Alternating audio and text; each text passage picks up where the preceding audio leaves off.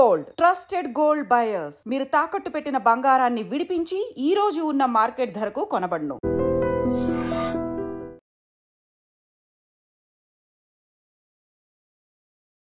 బలూచిస్తాన్ ఇది చాలా మటుకి ఈ మధ్య వినిపిస్తున్నటువంటి అంశం. ఎందుకంటే ఈ పాక్ అట్లాగే భారతదేశం మధ్య ఉద్రిక్తత ఉన్న పరిస్థితుల్లో అయితే ఇప్పుడు బలూచిస్తాన్ లిబరేషన్కి సంబంధించిన ఆర్మీగా పేరుగా పెట్టుకున్నటువంటి ఓ సంస్థ పూర్తిగా మీరు అంటే మాకు స్వాతంత్రం కావాలి, మాకు వేరు స్టేట్ కావాలి అంటూ కూడా పెద్ద ఎత్తున ఒక పోరాటమే చేస్తున్నటువంటి పరిస్థితి. మొన్న మధ్యలో మనకు తెలుసు పాకిస్తాన్కి సంబంధించిన ట్రైన్ని కూడా వీళ్ళు హైజాక్ చేశారు.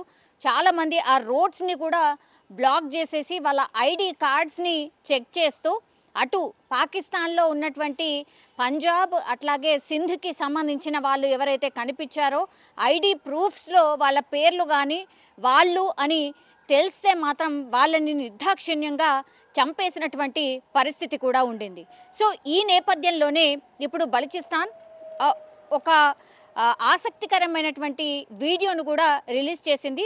ఇద్దరు చిన్నారులు కూడా మన ఇండియాకు సంబంధించిన నేషనల్ యాంథమ్ అంటే జనగణమన పాడుతున్నట్టుగా వాళ్ళు వెనకాల మన ఇండియాకి సంబంధించిన ఫ్లాగ్ ఉంది. అట్లాగే వాళ్ళ డ్రెస్సెస్ పైన కూడా మన ఇండియా అట్లాగే బలూచిస్తాన్కి సంబంధించిన ఫ్లాగ్ ఉన్నటువంటి ఎంబ్లమ్స్ ఏవైతే ఉంటాయో వాళ్ళు వాళ్ళ డ్రెస్ పైన ధరించి మన ఇండియన్ నేషనల్ యాంథమ్ పాడినటువంటి పరిస్థితి. ఇప్పుడు ఆ వీడియో చాలా వైరల్గా మారిపోయిన సిచ్యువేషన్. అట్లాగే భారత్కి కూడా ఈ బలూచిస్తాన్కి సంబంధించిన వేర్పాటువాదులు ఒక సూచన కూడా చేస్తున్నారు. మీరు శాంతి చర్చలు అంటూ పాకిస్తాన్ ఏదో చెప్తోంది, వారి మాయ మాటలు నమ్మకండి.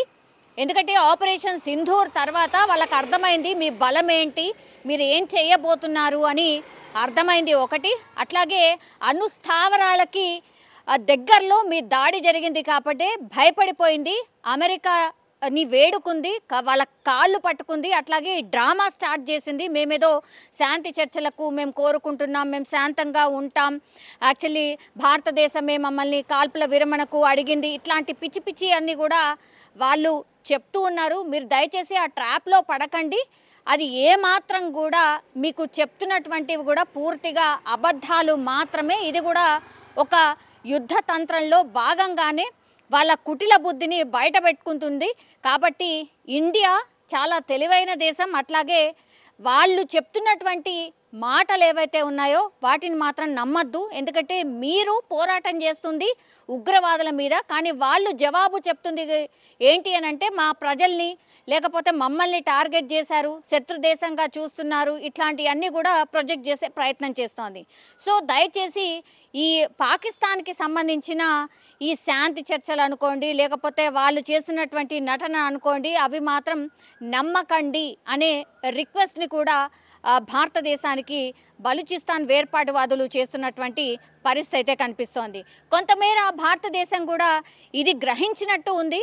ఎందుకంటే ఆ శాంతి చర్చలు అని అంటూ ఎప్పుడైతే పాకిస్తాన్కి సంబంధించిన అధికారి మన అధికారికి కాల్ చేశాడు అనేది మనకున్నటువంటి క్లారిటీ. కానీ వీళ్ళిద్దరు అనౌన్స్ చేసే కంటే, మనము పాకిస్తాన్ వాళ్ళు అనౌన్స్ చేసే కంటే ముందు అమెరికా ఎంట్రీ ఇచ్చి శాంతి చర్చలు జరిగిపోయాయి, ఇప్పుడు సీజ్ ఫైర్ అయిపోయింది, ఇంకా ఇప్పటి నుంచి ఎలాంటి ఫైరింగ్ ఉండదు అని చెప్పిన 2-3 గంటల తర్వాత మళ్ళీ పాకిస్తాన్ ఈ సీజ్ ఫైర్ని ఉల్లంఘించడం, ఆ తర్వాత ఫైరింగ్ స్టార్ట్ చేయడం, డ్రోను, ఇవన్నీ కూడా ఈ వంకర బుద్ధిని అయితే చాటుకున్నటువంటి పరిస్థితి. ఇప్పుడు బలూచిస్తాన్ వచ్చి చెప్పాల్సిన అవసరం లేదు. నిజం చెప్పాలంటే కూడా సరే వాళ్ళ పోరాటం వాళ్ళది, కానీ ఇంకోసారి చెప్పే ప్రయత్నం చేస్తోంది. ఎందుకంటే ఆ భూభాగంలో పాకిస్తాన్కి సంబంధించిన భూభాగంలో 44% ఇప్పుడు బలూచిస్తాన్ ఉంది. కాబట్టి ఇన్నర్లీ కూడా ఇప్పుడు పాకిస్తాన్ 2 ముక్కలు అవుతుందా 3 ముక్కలు అవుతుందా తెలియనటువంటి సిచ్యువేషన్లో ఉంది. సో అన్ని తీర్లా నష్టపోయింది. కాబట్టే ఇప్పుడు ఎన్ని అబద్ధాలైనా చెప్తుంది,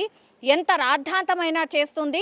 అందులో భాగంగానే ఇప్పుడు మీతోని శాంతి చర్చలు అనేటువంటి మాట ఇప్పుడు బలూచిస్తాన్కి సంబంధించిన వేర్పాటువాదులు ఎవరైతే ఉన్నారో వాళ్ళు ఇంకోసారి భారత్కి చెప్పే ప్రయత్నం అయితే చేస్తున్నట్టు కనిపిస్తోంది. కానీ వాళ్ళు మన మీద ఉన్నటువంటి ప్రేమనైతే మన జాతీయ గీతాన్ని చిన్నారుల చేత ఆలపించి చూపించినట్టుగా స్పష్టంగా అయితే అర్థమవుతోంది.